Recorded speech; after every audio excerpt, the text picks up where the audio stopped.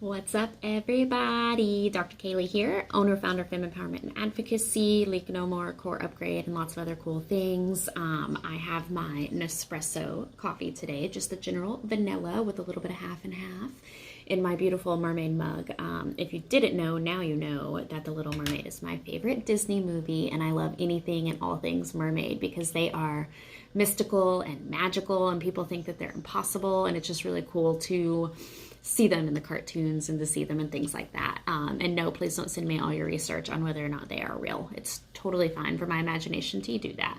My glasses are all crooked. It's been rough. I've been a little bit insomniac for the past couple weeks, and so I am exhausted. So I apologize about that if I say a lot more than I'm used to, but I posted on my Instagram this morning a little bit about what I'm discussing here on Coffee and Vulvas, and we were talking about like the orgasm and like how women are seen to kind of be, we're negatively judged when we talk about sex and when we talk about orgasms and when we talk about pleasure, and it kind of blows my mind because if you think about it, anywhere we go, men are sexualizing women. For instance, again, this is like male, female. This is including anybody that identifies as a woman as well.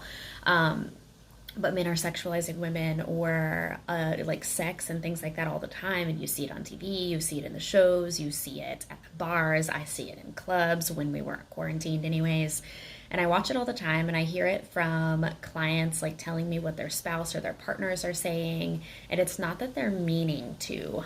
Just for instance, the other day, my husband was asking me, he was like, oh, well, why don't you wear those skimpy little outfits, that lingerie stuff anymore? And it was interesting to me because to me, initially, I got a little bit distraught because it made me feel sexualized. It made me feel like I was only to be seen as that. But then I started to think about, why don't I feel sexual in that type of an outfit? Or why don't I feel comfortable being that way for myself, right? And so like, why don't I feel good about myself and all of that? So that caused a lot of journal prompts, which is a beautiful thing.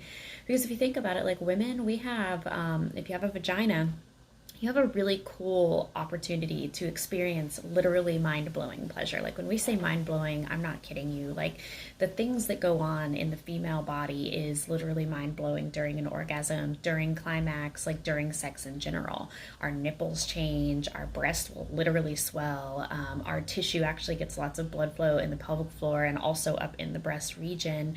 We have a lot of different muscle contractions that occur, a lot of different things occur, and I showed you guys on my Instagram account, or remember to go and follow that at postpartum_physio, but I showed you all how large the clitoris and the anatomy of the clitoris really is and why it's so important to understand. That's why we have so much pleasure, because we have 8,000 nerves that go to the clitoris. And again, we always think of only the clitoris being the glans clitoris, which is just that tip.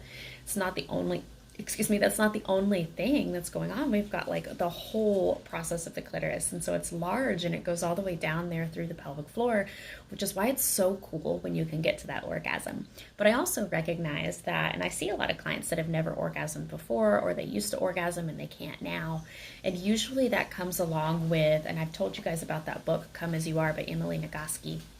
Go buy that book. I'll put the link down again.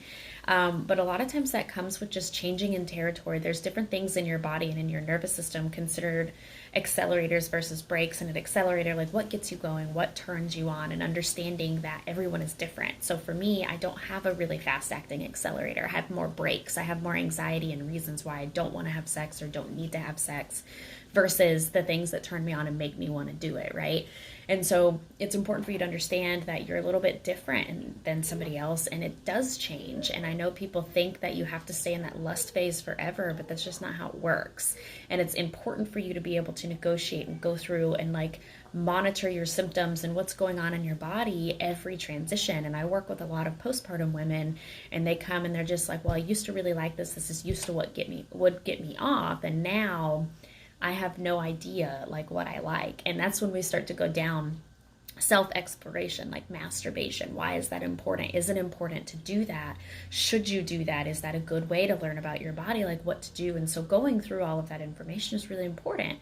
I'm a big fan of self-exploration. I'm a big fan of looking at your pelvic anatomy. And again, if you go follow me on Instagram and you follow some of the videos I've done in here, you're going to notice that it's really important for you to pay attention to your pelvic floor. It's really important for you to know what you like, because moving forward, that's going to be the best way to reach that climax, to reach that. But anyways, I'm super excited. Also, I'm doing a free workshop on sex after birth, postpartum sex, this Friday at 3 p.m. I've got the link down there as well in the show notes.